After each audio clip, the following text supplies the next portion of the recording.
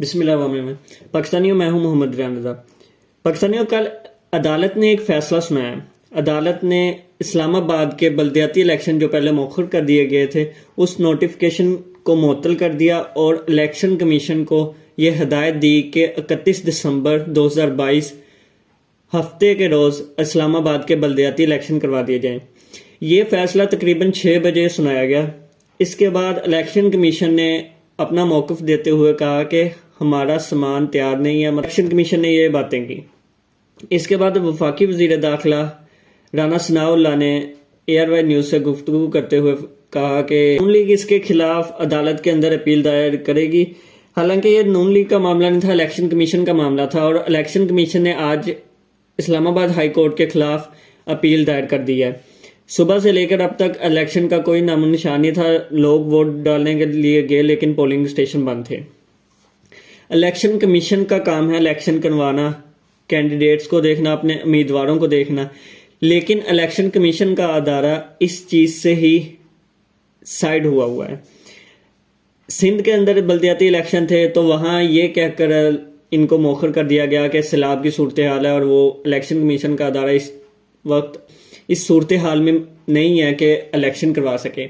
جب اسلام آباد کی باری آئی تو اسلام آباد کے اندر یہ کہا گیا کہ الیکشن کمیشن نے تیاری کر لی ہے، لیکن بعد میں یہ چیز سامنے آئی کہ الیکشن کمیشن کہہ رہا ہے کہ ہم تیاری نہیں ہے، ہم ووٹوں بیلٹ پیپر کی ترسیل کرنی ہے، اپنا سامان پہنچانا ہے، اہلکاروں کو تعینات کرنا ہے، ہم ابھی تو عملی طور پر تیار نہیں ہیں۔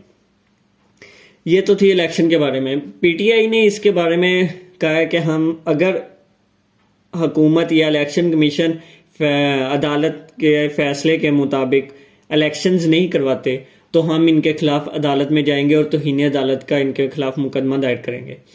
اب چیز یہ سامنے آ رہی ہے کہ ایک دفعہ ہمارے جو سے سابق وزیر اعظم ہیں یوسف رضا گیلانی، انہوں نے ایک خط نہیں لکھا تھا، ٹھیک ہے، ان کو توہین عدالت کی وجہ سے نااہل کر دیا گیا تھا، اور اگر PTI یا وفاقی وزیر داخلہ یا الیکشن کمیشن یا حکومت کے خلاف کوئی اپیل دائر کرتی ہے توہین عدالت کی تو کیا عدالت اس کے اوپر نوٹس لے گی؟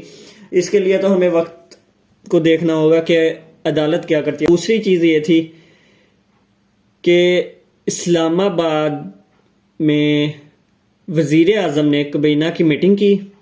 میٹنگ کے اندر پاکستان کے 4 ایئرپورٹس آؤٹ سورس یعنی کہ باہر والے ملکوں کو دینے کی تیاری کر لی گئی ہے، اور کابینہ سے اس چیز کی منظوری ہو گئی ہے۔ ان 4 ایئرپورٹ کو دینے کا فیصلہ کیوں کیا گیا، کس لیے کیا گیا، یہ تو وہی بہتر جانتے ہیں، لیکن ان 4 ایئرپورٹس میں خاص بات کیا ہے کہ یہ چاروں ایئرپورٹس پاکستان کے انٹرنیشنل ایئرپورٹس ہیں۔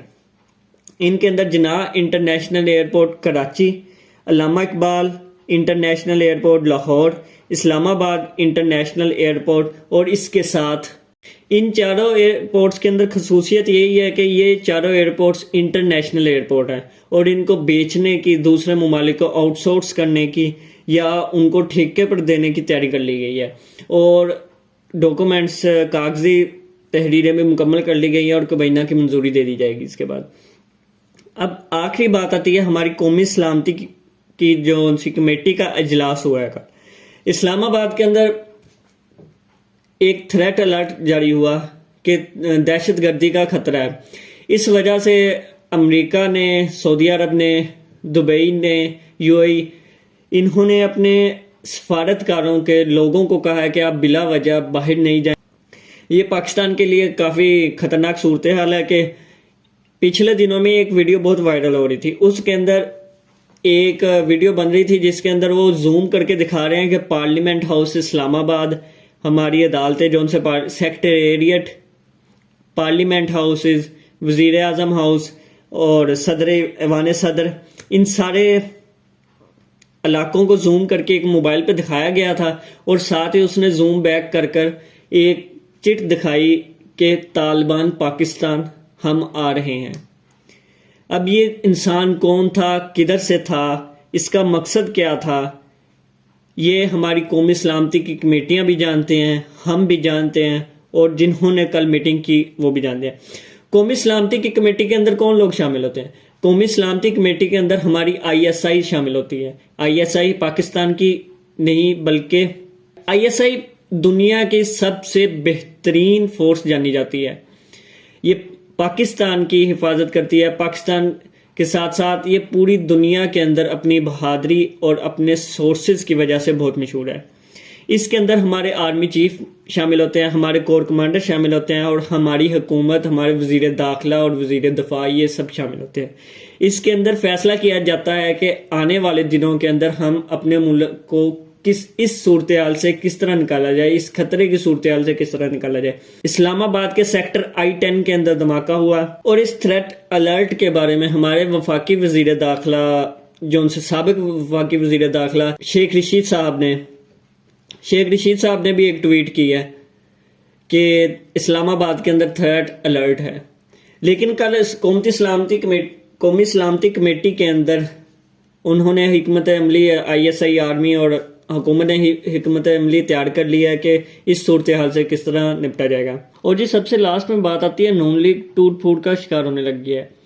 نون لیگ کے ایک سینئر رہنما طلعت حسین ہیں, جو یہ شہباز شریف کے بارے میں بہت زیادہ مشہور تھا. شہباز شریف کی پارٹی کے اپنے لوگوں کے ساتھ ساتھ دوسرے لوگ بھی, اور شاہد افریدی بھی اس بات کا اعتراف کر چکے تھے کہ شہباز شریف ایک اچھے ایڈمنسٹریٹر ہیں. لیکن طلعت حسین ایک نون لیگ کے سینئر رہنما, انہوں نے ایک بیان دیا ہے کہ شہباز شریف ایک اچھے ایڈمنسٹریٹر نہیں ہیں. اس چیز سے اندازہ ہوتا ہے کہ شہباز شریف نون لیگ کی پارٹی کے اندر بھی ان کے مخالف کچھ لوگ موجود ہیں.